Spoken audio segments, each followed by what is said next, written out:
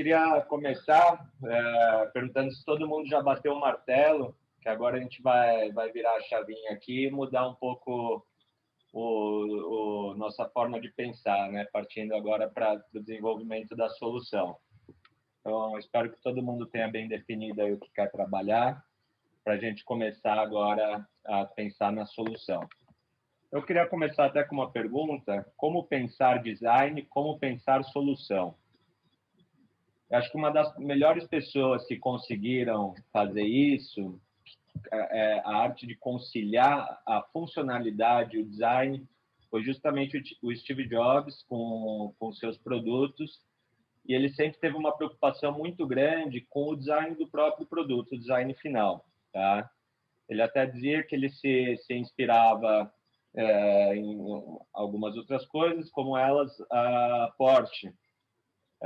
Então, uma boa inspiração aí para ele ter feito um produto de tanto sucesso, que nem foi o iPod, que foi uma virada para eles, né? Hoje ninguém se lembra mais de outro MP3 que não seja, tocador de MP3 que não seja o iPod, né? Então, acho que é um bom exemplo aí para a gente começar. Queria falar também que muitas pessoas, elas não se consideram criativas, porque elas esperam que as respostas surjam do nada. E para ninguém é assim. Pode ter certeza que o Steve Jobs suou muito, trabalhou muito, pensou muito ali para desenvolver esses produtos. E eu queria apresentar para vocês alguns processos que podem ajudar a desbloquear. Tá? Aqui só uma referência ao Thomas Edison, né, que dizia que a genialidade é 1% inspiração e 99% transpiração. A gente pode levar isso muito para o mundo da criatividade também. As pessoas acham que criatividade é pura inspiração, mas é muito mais transpiração, e com essa transpiração, trabalhando, vocês conseguem desenvolver algo criativo. Esse é um matemático francês, que é o Henri Poincaré, que ele tentava resolver alguns problemas matemáticos, ficava procurando diversas soluções para aqueles problemas e não conseguia, naquele momento, resolver. Mas depois, aleatoriamente, fazendo outras coisas, comendo, caminhando, até dormindo, ele dizia que chegava uma resposta para ele, e no que ele ia testar, aquilo estava certo. Mas isso não veio do além, não veio do nada. É reflexo de todo o trabalho que ele desenvolveu procurando respostas para aquele problema.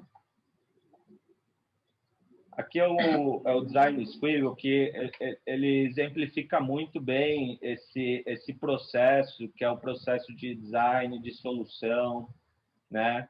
A gente pode recordar até do nosso processo aqui no projeto, para que a gente começou com a pesquisa, fazendo uma imersão, que é uma fase conturbada, vai, volta, pensa em diversas coisas, e depois que vocês começam a estudar, fazer essa pesquisa, tudo começa a tomar mais forma, você começa a conceitualizar o que precisa ser feito para atender aquele problema que vocês estão querendo.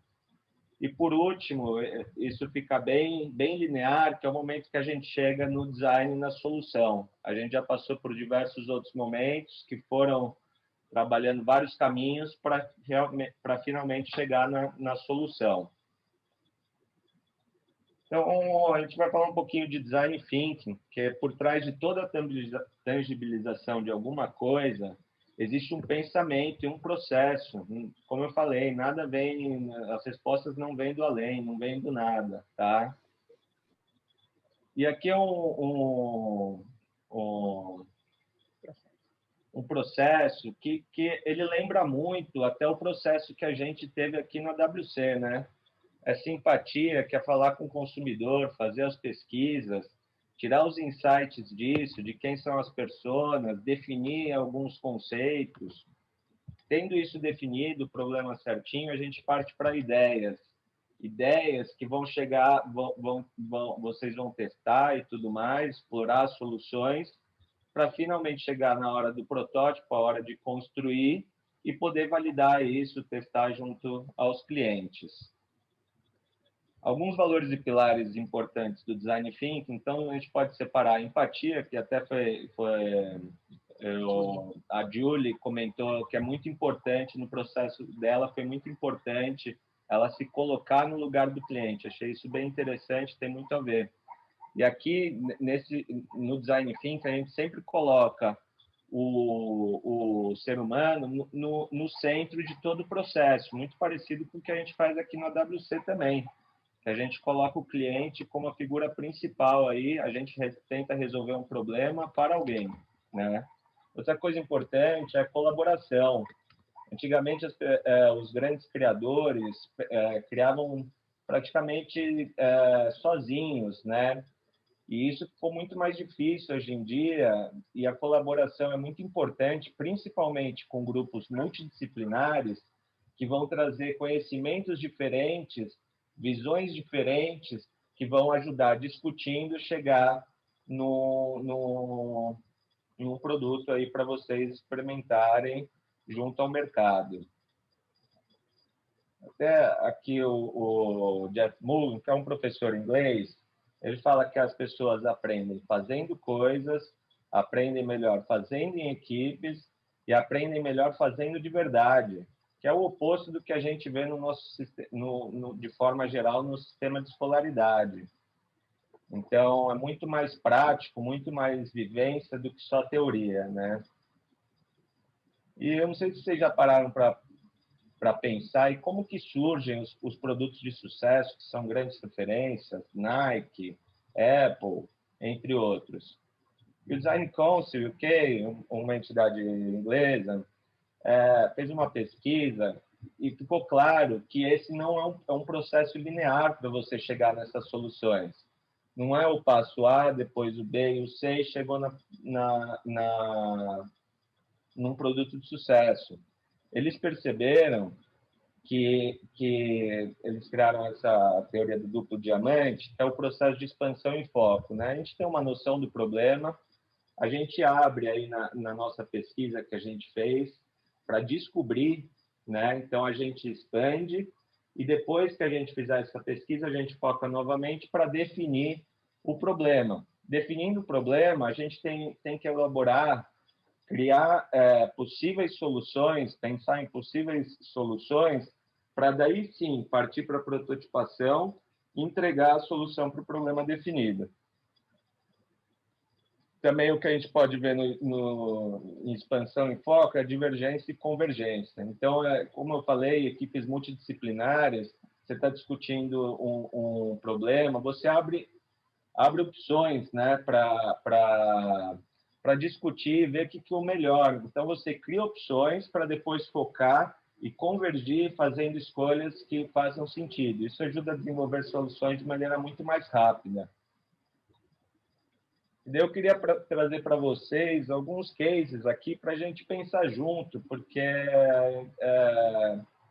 muitas coisas já foram feitas, muitas empresas tentaram coisas e a gente tem um resultado disso, né? Então, a gente precisa abrir a cabeça para pensar na solução, tá? Então, eu vou trazer alguns cases para vocês. Essa é uma história que eu já ouvi alguns palestrantes contarem e tal. Para falar a verdade, eu pesquisei bastante, não achei a veracidade dessa história, mas mesmo assim eu quis trazer para vocês porque ela exemplifica muito bem uma questão. Nessa fábrica de pasta de dente, eles estavam tendo um problema sério com que na hora de colocar o tubo de pasta de dente dentro da caixa, com um processo automatizado, muitas vezes isso não estava acontecendo e depois essas caixas eram embaladas, mandadas para os mercados, para os comerciantes em geral, e depois o cliente ia pegar lá e via que estava vazia, né? Daí essa empresa, essa fábrica chamou dois engenheiros que vieram com uma solução super tecnológica, adaptaram a esteira que media em tempo real o peso e se não tivesse no peso correto, quer dizer que a caixa estava vazia, parava a linha de produção até alguém ir tirar a caixa de lá e ligar as máquinas de novo. Então, eles tentaram resolver um problema e criaram outro, né? Porque eles, com certeza, se tornaram muito menos eficientes. A produção ficou muito menor. E daí depois, mas mesmo assim não tiveram problemas, depois a empresa chamou esses dois engenheiros para verem o resultado, e chegando na fábrica, eles realmente viram que não tinham tido mais problemas desse tipo, e foram perguntar como que estava o sistema que eles tinham desenvolvido. E daí os funcionários falaram, na verdade a gente começou com ele, mas toda hora desligava, a gente tinha que parar o que estava fazendo, tirar, ligar as máquinas de novo para voltar a trabalhar. Daí a gente fez uma vaquinha aqui entre os funcionários, compramos um ventilador. Então, na hora que uma caixa vazia passa, rapidamente ela é soprada e tirada da linha de produção. O que eu quis trazer, o que eu achei interessante trazer isso daqui para vocês? Para mostrar que muitas vezes a solução é mais complexa do que o necessário. E isso traz grande prejuízo para as empresas e torna muitas vezes o produto inviável. Tá? Outros deles que eu quero trazer aqui para vocês é a Kodak, que dominou o mercado de revelação de filmes e fotos e tal por muito tempo. Em 1975, eles criaram a primeira máquina digital. Só que com medo de prejudicar o próprio mercado de revelação de fotos, eles guardaram essa invenção e depois, nos anos 90, aí, creio eu, foi lançado por outras empresas e o mercado deles acabou morrendo mesmo, porque a evolução é natural, você não tem como fugir. Então, eles não se atentaram a isso por medo e acabaram perdendo, aconteceu o que aconteceu, né? Um outro caso desse tipo são as empresas de BIC, os pagers, né? E que tinham uma função muito boa tempos atrás, mas que com o avanço da tecnologia e invenção de celulares, a invenção deles caiu em desuso e eles também não conseguiriam pivotar para transformar a tecnologia deles em um celular. Então, é um mercado que praticamente morreu deles e eles tinham uma tecnologia. O que eles fizeram? Adaptaram esse mesmo sistema para os bips de restaurante, de espera em shopping, que você pode ficar rodando e depois tocam lá e você pega o seu lugar. Tá? Então, aqui é uma solução que caiu em desuso por causa da evolução tecnológica e eles tiveram uma sacada boa até por sobrevivência, eles pivotaram com pequenas adaptações na solução para um novo mercado. Então, a gente tem que estar sempre atento a essas questões. Eu trouxe aqui o Google, porque, para quem não sabe, o Google foi apenas a 12ª plataforma de busca criada. Tá?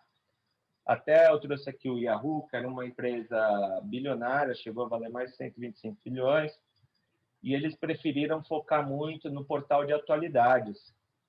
Eles até tiveram a oportunidade de comprar o Google na época, não compraram, e depois esse dinheiro todo que valia se tornou irrelevante, venderam por muito menos do que valia. E o Google, todo mundo sabe o que aconteceu, né? Então, moral disso, assim, não adianta chegar primeiro, não adianta você lançar qualquer coisa, se você não tiver validado o problema, se você não tiver validado os conceitos da solução. Então, esse é o caso aqui do Google. Não adianta sair na frente se não validar corretamente. Um outro exemplo disso, para quem não lembra, é o Atari, que foi o primeiro videogame, hoje é um mercado multibilionário. Ninguém vai lembrar do Atari.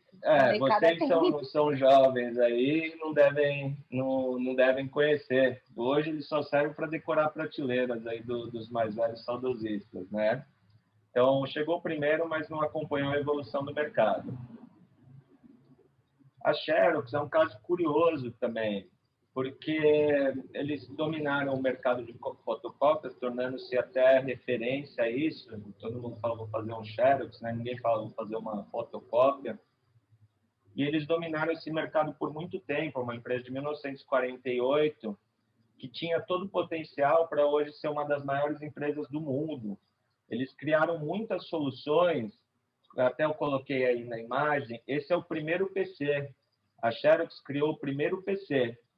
Só que eles não deram a devida atenção ao mercado, eles não viram isso como um produto de mercado. Eles fabricaram, a princípio, 10, acho que 5 ficaram na própria empresa para uso dos funcionários e 5 foram para universidades. Eles tinham uma visão muito focada apenas na solução deles e não conseguiram olhar para outros mercados que eles poderiam, com a tecnologia que tinham, explorar bem. Então, até na década de 70, quando começou o surgimento da Apple, o Steve Jobs fez questão de fazer entender o que era a Xerox.